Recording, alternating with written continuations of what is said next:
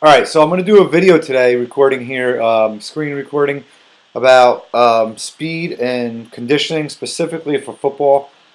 Um, there's an article floating around. A lot of strength and conditioning coaches are, posting this, and it's about Christian McCaffrey and training like a track athlete this off season. So I'm going to go through this article, touch on some of the highlights of it and what I like about it, and then I'm going to kind of tie it back to what we do with our football athletes in terms of developing speed and athleticism for our football guys. So um, a lot of you might know I haven't really posted a lot of my personal training videos lately of myself doing my training, but I'm huge into track. I have a big background in track. I did it in high school and college, and I think more than anything, track helped me become a pretty good running back in college. I was All-American at my school, Division III college, but I had a really good career, and I think track really put me over the top in terms of developing my speed. So I think it's very beneficial, even if you're not running track, for a lot of skill guys to train like track athletes. I've said this before, I think I did a video on this, but a lot of football players, they do such short sprints and they get away from, or they do a lot of long conditioning. I think they need to get away from the long conditioning and do longer sprints to develop some max velocity and some speed endurance type of training like a track athlete would, because they don't hit when you're practicing a lot and you're just running routes or taking handoffs and cutting. You're cutting a lot. You're never really hitting top speed, so you're not developing your true top speed potential. And I think that developing that really top end speed potential is going to set you apart on the football field, because then you're going to have a better speed reserve when you're not running all out. Okay, so it's all based on percentages. But so that's a little bit of where I'm coming from with this stuff. But it goes to say, Christian McCaffrey, for people who don't know, he's a running back for the Panthers. He's probably second or third year in the league, coming up on his third year probably. So he was really good in college. His dad played for a receiver in the NFL. His grandfather was a sprinter in the Olympics, I think I read at one point. So he comes from a pretty good pedigree of athletes. But for what I like, he went back to Colorado, to where he grew up, and he was training with his old coach, who's he was a track coach. But I like how they do, it's track training, but it's also conjugate style training, which is what we do. So they do a lot of high intensity, low volume, heavy singles, and probably some doubles, but heavy singles, focusing on developing mass specific force. Okay, so what mass specific force is, and I'm going to do probably a whole video on this, but basically MSF is mass specific force, and that's putting on muscle mass in areas where you need to be able to develop force to run faster, basically. So putting on mass in your bicep is not necessarily going to help Christian McCaffrey run faster at this point in his career. So what's going to help him run faster?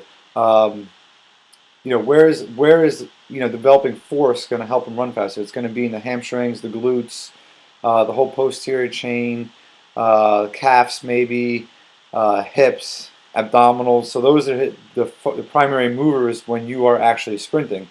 So you're not focusing on lifting to put on weight necessarily. Like a track sprinter can't put on weight because it makes them hard. It makes it harder for them to overcome gravity unless they're like way too skinny and they need a little bit of muscle mass. But for the most part, at a high level, these guys need to maintain their weight or cut a little bit of weight and still get stronger in those areas that produce force into the track or into the turf and the ground when they're running. Okay, so let's see here. All right, his program includes 3 to 4 intense days a week, with a couple of those days containing both track sessions and lifting sessions. So it's pretty much kind of like what we do at our facility.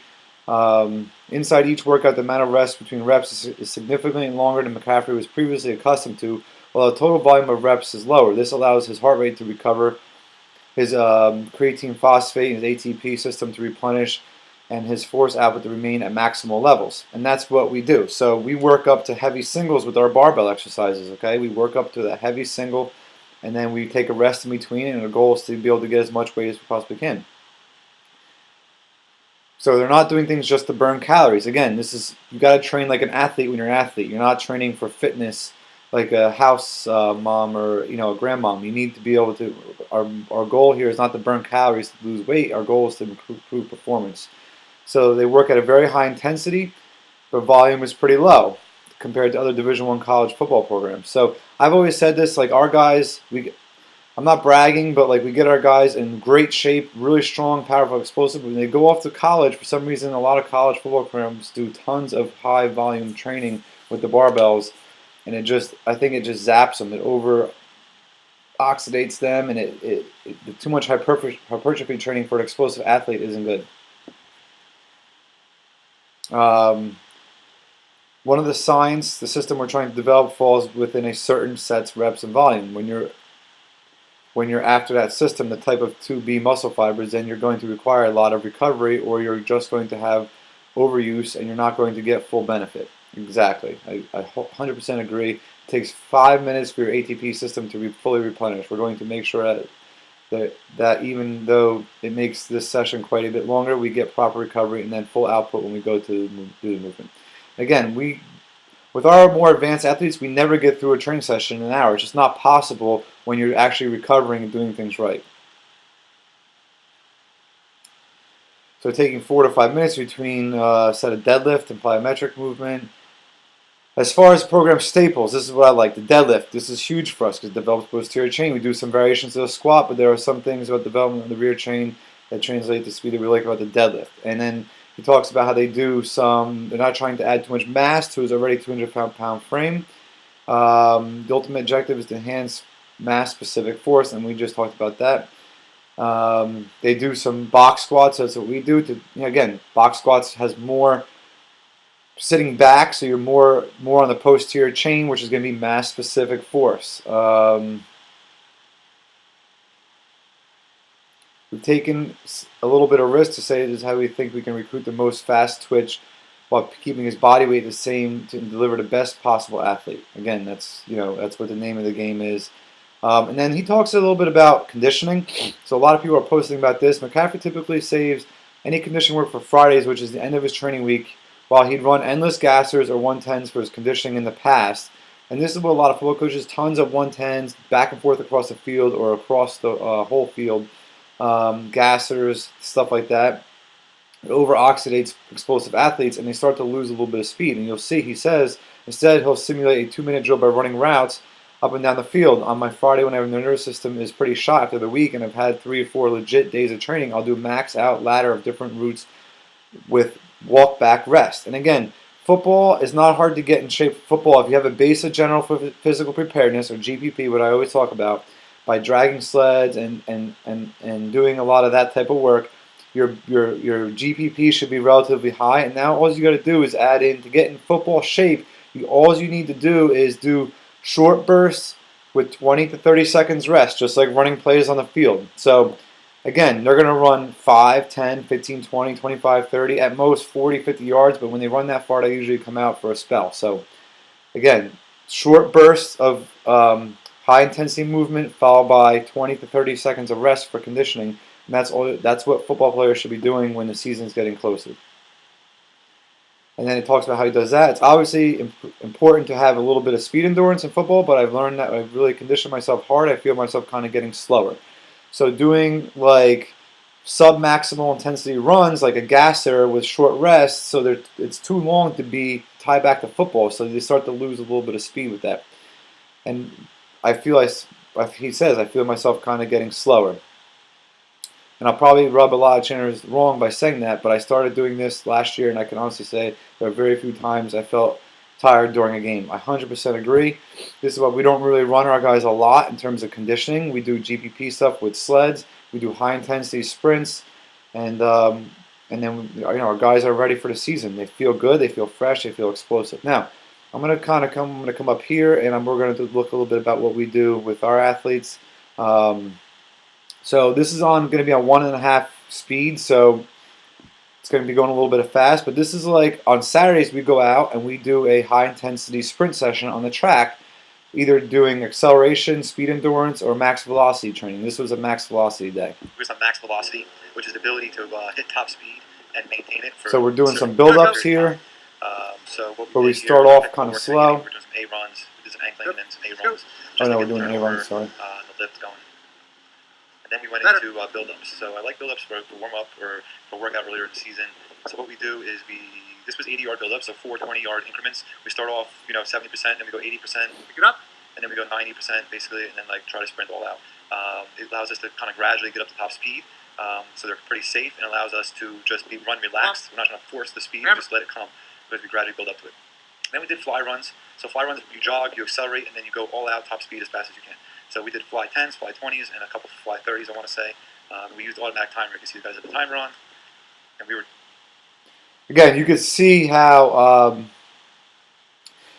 that was that's what we did. We did some technical work in the beginning. We did build-ups, a couple of them. We did fly runs, and our volume was very low, but our intensity was very high. We're timing them with the automatic timer, so the guys are competitive with that, and they're ripping them, and they're getting to run at full-on top speed.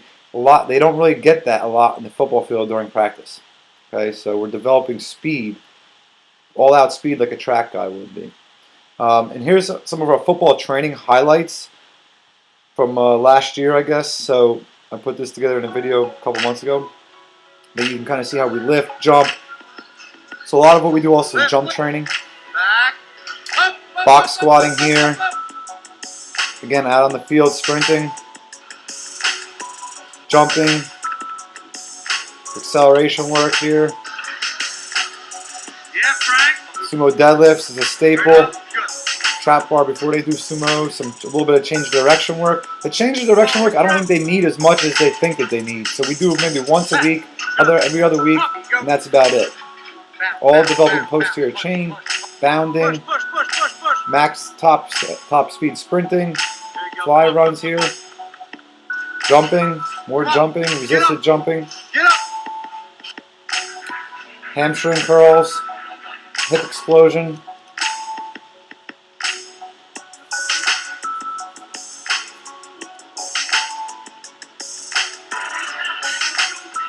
Some change of direction here. Box squats. Nice.